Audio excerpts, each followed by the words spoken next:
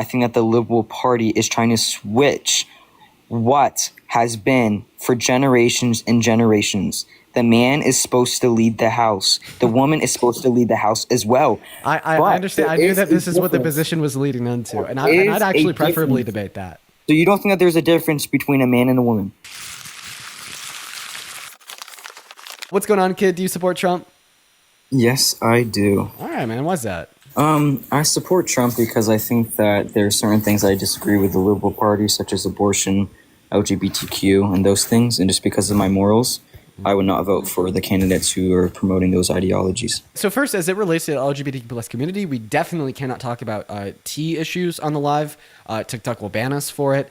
And I want you to explain where you differentiate from liberals in the context of like members of the LGBTQ plus community outside of trans individuals, and how that would make you never vote for a liberal. But just keep in mind, like, to censor and moderate your language to a very high degree, because TikTok like seriously like hates it when we discuss these things. Okay, I understand. But basically, if it weren't for a few issues on the Liberal Party, I would probably be a liberal. I think what you guys are doing for the social needs are very positive. So what is it as it relates to the LGBTQ plus community? Yes. So I think that when it comes to the children especially, I do not think that they should be influenced in any way, whether that be through education, whether that be through parents raising them. I think that when we start supporting these things, it can be detrimental to society. And I don't think that we should ever be supporting things for youth. And I think as long as the liberals stay away from the youth population, I do not have a problem with people choosing what they want to do. Okay. I think that once it's affecting the youth is when we have a big issue. Okay, listen, so like as it relates to the youth and the LGBTQ plus community and what like influence liberals want on the youth as it relates to the LGBTQ plus community is very simple. Like, I'll give you my position as it relates to like same-gendered couples, for instance. I just want to make sure that our youth knows that some people have just a mom, some people have just a dad, some people have a mom and a dad, and some people have two moms, and some people have two dads. Just education on family structures different from what they possess, so they're more willing to be accepting and understanding of children who have alternative family structures from themselves. And this is not just exclusive to same-gendered couples. This is also inclusive of single mothers and single fathers. Yeah, I definitely agree with that. I just think that when we start talking... disagree with? Yeah, so I'm just saying it seems in today's society on the left side, they seem to be promoting it as a positive thing. I think that it can be a positive thing for many people. I just think that those ideas should be held to themselves, just as they think that Christian values and Christian ideas should be held to ourselves. I don't agree with Indiana implementing the 10 Commandments in school. Okay, well, I don't... Listen, I think that a loving, healthy relationship is a very positive thing. Like between two consensual adults, a loving, healthy relationship between two consensual adults is a positive thing. And this would include a man and a woman, and this would include two men, and this would include two women. So when people like to reflect upon two men being together as a positive thing, well, that's just because loving, healthy relationships between two consensual adults are good, are positive. All right. So I don't understand the issue there as it would relate to two men or two women. I think that they should be able to be in a relationship. If I was personally president, I would never make laws to say that they couldn't be in a relationship. However, I don't think that they should, under the Constitution, unless we amend the Constitution, it would be considered a marriage, because I think in the Constitution we can see that a marriage is between a man and a woman, and that's what unifies the marriage in the Constitution. Well, if gay marriage was unconstitutional, we wouldn't see federal legislation since the early 21st century to protect it on the federal level. So my dispute to you is just the simple fact that it is codified federal law, and your argument that it's unconstitutional is invalid, and you would be unable to name a single legal scholar, lawyer, or Supreme Court justice or district court circuit or like a circuit justice that would disagree with me and agree with you. Now, do you think that marriage should only be between a man and a woman, or that marriage between two women is not good? I think that two women can get married. I don't think I would not personally count it as marriage, more so as a relationship. Okay, so you don't think that two women can get married. What do you think marriage is? I think marriage is a unionship between a man and a woman. So why is it only between a man and a woman? I just think that once we start twisting the core fundamental beliefs of what marriage is, it No, can lead I'm to not marriage. asking you about twisting them. I'm asking you why that is your core fundamental belief. Why is it your core fundamental belief that marriage is only between a man and a woman? Yeah, so I think personally it's a biblical belief, and I think that we are Rooted in allowed the to. Bible. Yeah, and actually, I just recently had a discussion about this last night with me and some people at my college. It was a political thing, but should religion play a role in politics? And what we came to believe is, I actually would like to hear your opinion on this. Should religion play a role in politics? No, no, it should not. And I could give you good reason to believe that. So we're actually going to kind of split this conversation up into two parts. So the first part of this conversation is going to be me demonstrating to you the absurdity of having religion play a role in politics. And then the second conversation that we're going to have is to demonstrate that you can be Christian and uphold a worldview in which would be inclusive of same-gendered couples, okay? But let's start off first with that first claim, that religion shouldn't play a role in politics. I'm going to ask you a very simple question. Do you agree with the New Testament when it states that all sins are equal in the eyes of God outside of blasphemy? But you always take this out of context, so no, I do not agree. No, so you think that some sins are worse than other sins. Are you Catholic? Are you Yes. Orthodox? I am non-denominational. You're non-denominational. I'm unaware of a single non-denominational sect in which would hold to the belief that sins hold a grave difference in the eyes of God. I find that only to be a belief rooted within certain branches of Christianity that would superimpose their own beliefs on top of the Bible. I do No, not I mean, think it is a belief rooted inside of the Bible to view it sins is. as of equal different It is. of different wrongnesses. So there is a verse in the Bible that says, "For all have sinned and fall short of the glory of God." And this verse is just basically saying that in the eyes of God, all sins lead us to hell. That, however, does not mean that all sins are equal in punishment. We can see this in various verses throughout the Bible, that when people commit certain sins, the punishments are not the same for those sins. Like Levitical law? Yes. So although, wait, repeat that, please. Like Mosaic Levitical law, right? No, I'm not just talking about. No, Do you mind if I'm I not just ask you a talking- question about that? Yeah. Do you think that slavery's always been wrong? Yes, I do. Okay. But Well, you're changing the topic from what we are discussing. I'm trying to show you because you always mention this point, and if you look into verses when Jesus is punishing groups for certain punishments, we can see that some of the punishments are much harsher than others, and certain sins deserve harsher punishments. So yes, all sins lead us to hell. However, God does not deem that each sin in the world that we live in should be deemed the same punishment. So that's just I just wanted to clarify that. okay. Well, honestly, I'll allow this as an opportunity for my friend Matt or Danny. I don't know if they're watching the stream to pop up and have a further in-depth conversation with you about what the specific teachings of the Bible would prescribe.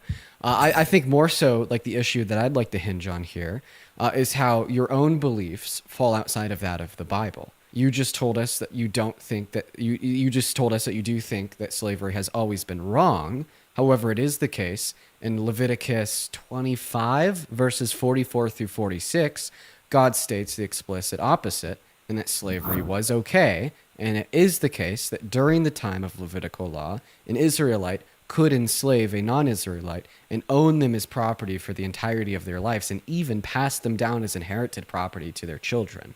So how can you say that slavery has always been wrong, contradicting scripture from the Old Testament of the Bible? Yeah, this is definitely something that I struggle with myself. I think that for me, I personally want to believe in something and look at the world around me, and I think that there has to be something more. I think it's hard for people like you and your friends and me who may think about things so deeply that we have to try to understand everything. And when I see a verse like this, I'm literally telling myself like I have to get rid of my religion because this verse completely goes against my morals. However, I think that some things in the Bible are so powerful. My relationship with Jesus is so powerful that when I see a verse like this, it really is hard for me. So yes, I don't know how I'm supposed to take that verse, but I hope for someone like you and other people when they see these verses, there's so many sources that you're never going to get a satisfying answer. That's the main thing with the verse like this. But you guys go so hard to try to find sources to support your reasoning. There are resources out there that you can get answers to. Those answers might not be morally feel completely good, but there are answers that you can get Real out there. quick. So in a nutshell, you basically just told us that disagrees with your moral preferences, so you ignore it and act as if it doesn't exist. No, I know. That's not what I meant to say. So you don't think slavery has always been wrong? No. Okay. I'll So repeat which myself. one is it? Has it always been wrong? Or and you just kind of ignore that verse because it disagrees with your moral preferences, or has slavery not always been wrong, and you abide by the prescriptions of moral truths via your standard of morality, which is the all-knowing, all-perfect Creator that you believe in? Yeah. So I'm going to say that I do think slavery has always been wrong, but I do think that there are some Right. decent explanations that can explain those verses. Which However, is I'm not familiar with. I've heard a couple reasonings. One was there's progressive stages that there were stages throughout the Bible and verses that were slowly getting rid of slavery because during that time, if they were to eradicate slavery all at once, society wouldn't have been too accepting of that. I've also heard verses in the Bible. I mean, people say that. Okay, well, the first I think explanation is insufficient because in that same book of Leviticus, he explicitly condemns slavery as it would relate to a non-Israelite owning an is Israelite, and then specifically condones slavery as it relates to an Israelite owning a non-Israelite.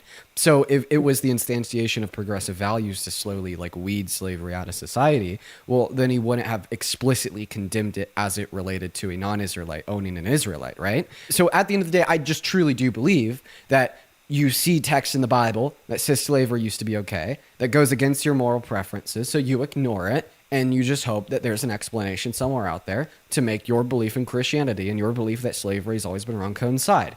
And the reason I've started this side conversation about slavery in the Christian Bible is just to demonstrate that while you see some crazy shit written in the text you think comes from God, and you're like, oh my God, I'm just going to ignore that because it disagrees with my moral preferences. What the fuck is the difference between that and me reading text in the Bible that condemns marriage between two men or two women and ignoring it because it disagrees with my moral preferences? yeah. Seemingly, every Christian alive is a cherry picker. At some point, with some text from their gospel, some cherry pick pretty blatantly, like you do, by saying, well, it says slavery is okay. Nah, I'm going to ignore it. Some other people cherry pick by arguing that the text is non-literal, like as it would relate to Samuel, when God straight up tells his followers to genocide the Amalekites. It happens all the time. So why are you so vehemently strong and adamant about using this totalitarian sense of believing every word that comes from the Bible to condemn two men that just want to live their lives? Yeah, so I think that the reason I said I hold to scripture because I don't know if I were to say because I am a Christian and I've grown up that way, I couldn't necessarily say that even if I wasn't a Christian, I would still hold these same beliefs. But I do have friends who are not Christians and they still think that a marriage should be between a man and a woman, and they still think that we should not So you be. hold a secular argument too. So what is the secular argument for the position that marriage should only be between a man and a woman? Yeah, that's what I'm saying as well. Even if I hold to a secular. So what's the secular position? And explain it to me. Give me a secular argument to instantiate that marriage should only be between a man and a woman. Yeah, and it's not a good argument. I just think that there's something within society that is telling, like I think a lot of the liberal people, every one of their ideas is, well, we don't want to do it, but you can do it. Like there's no structure within the liberal Democratic Party, and I think that's why the You're not conservatives. giving me an argument, sir. Oh yeah, sorry. Okay, I'm just there. I don't think that there is necessarily an argument. I think that the main arguments are they're not able to reproduce. I don't think that it's a healthy relationship if they have kids and these kids are seeing two dads or two women. I don't think that's a healthy structure for these kids to grow up with two dads. For example, they need a loving, compassionate mom as well. And I don't think if there's two moms that they need a dad who's an authoritative figure and is like, I don't know, like I feel like there's always something missing. And even you can see this with kids. This is my opinion. You can laugh at my opinion. Other people have the same opinion as well. So that's the same with people who have divorced parents as well. They may not felt like they were growing up with the dad. So I think that if they're just living with their mom, so I think that we can see that in society. Great, got it. So we're going to combat both of those positions. Do you have grandparents, sir? Yes, Are they alive? Yeah. Are they still married? Yes, they are. Do you think they should get divorced because they're no longer able to reproduce? That's not their choice, though. Is it the choice of two men that are together to not have the ability to reproduce with one another? Yes. So you're telling me a gay couple can choose to reproduce with one another? No, it's their choice not to reproduce. Oh, so it's actually not the choice of the two men that are with one another that they cannot reproduce with one another, just like it's not the choice of your grandparents to have the ability to produce with one another. No, because one's a natural processes. When women have menopause, they're no longer able to reproduce. One, you're specifically going into the relationship full well knowing that you're not able to reproduce. So it would be immoral for me to marry an infertile woman. No, again, that's not her choice. Her choice is not to be infertile. That's something natural that's taking place. Wait, so you're saying it's natural that infertile women can't reproduce with a man? I'm saying that that's something. I just want to clarify. That's what you're saying. It's natural that a man cannot reproduce with an infertile woman, right? I don't mean natural by the sense that it's natural. I mean natural by the sense that it's biological. So, Like so it's biologically true that a man cannot reproduce with an infertile woman. Therefore, it's okay, right? you know the point I'm trying to make, and you just keep like going around it. I'm trying to clarify on the point that you make. So once again, explain to me why it is okay for a man to marry an infertile woman even though they can't reproduce. So an infertile woman, she cannot choose to be uninfertile. Okay, I have a question. Yes. So you're saying it's okay for a man to marry an infertile woman because the woman can't just wake up one morning and decide that she's no longer infertile and can reproduce with a man, correct? Yes. So if two men are together, can one of the men just wake up one morning and decide that they now all of a sudden have a uterus and want to reproduce with the other guy? What the hell kind of a question is that? Can he choose that? No. So in the same way, a man and an infertile woman will never be able to reproduce with one another. Two cis men will never be able to reproduce with one another. So if that makes it okay for the man and the infertile woman, why is it not okay for the two men? I've also seen a lot of infertile women in relationships with men who have gotten the chance to reproduce after many years of struggling with infertility.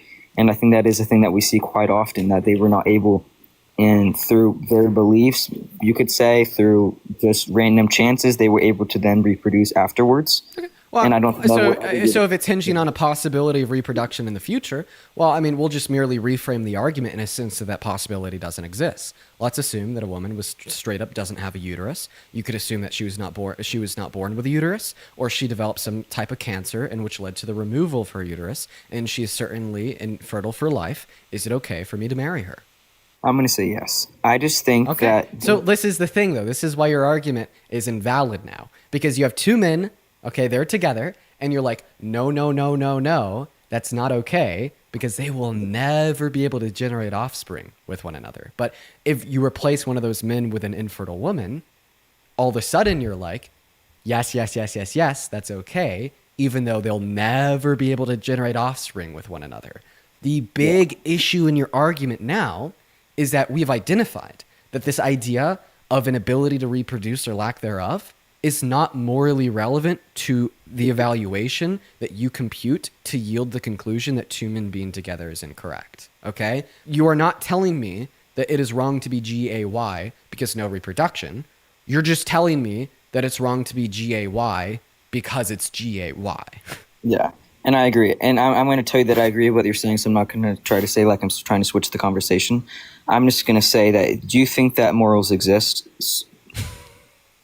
No, it's leading into what I'm saying. Do I think that morality, I'm not a nihilist. Yes, I think that morality exists. Now, I really hope that you're able to find a way to demonstrate how this is conceptually relevant to our conversation. Yeah, I will. Oh, wait, actually, before you continue, do you mind if I debunk the other argument you gave me? Because I forgot to respond to that misinformation too. Yeah, go ahead. I'll probably agree with it, but I mean, I can't go back to the Bible because. Well, so you told me that also you think that children need a mom and a dad, and having two moms or two dads leads to bad outcomes because the father's a figure of authority, and then the woman, the mother, is a figure of love and care. So first of all, saying that men lack an ability to be loving and caring is quite the self-proclamation, quite the. Well, my dad's very covered. My dad is very caring and loving, so I didn't mean it in that direct way. Right. I'm just saying that. Again, also saying that women cannot be a figure of authority is also quite the Again, we'll get on. And I also think that my mom is a woman of authority. Again, I think that the Liberal Party is trying to switch what has been for generations and generations. The man is supposed to lead the house. The woman is supposed to lead the house as well. I understand. I knew that this is what the position was leading into, and I'd actually preferably debate that. So you don't think that there's a difference between a man and a woman? There's no difference. I do think that there are differences between men and women, or I'll say God, if you would have said no, I would have. I don't even know what I would have said. If you would allow me to finish. Yeah. I think that there are differences between men and women, or else they wouldn't have two separate terms. They wouldn't be defined They would be defined synonymously if there was no differences. and he got banned. That's really unfortunate because I was about to tell him that you could go to the link in Parker's bio on TikTok and read a 32-page bibliography that demonstrates over 50 years of research that shows that there's no outcomes in the difference of parental structures between two moms, two dads, or a mom and a dad. There's no difference in the outcomes. All the outcomes for the children are all the same. The only time we see different outcomes for children being raised in different family structures is if they have one parent compared to two. But if it's two parents, no matter if it's a mom and a dad, two moms or two dads, the outcomes are always the same. But we were just getting started. I was just getting ready to have so much fun, absolutely debunking the claim that men need to be leaders. I would love to have had the opportunity to debate that with him, but he did get banned.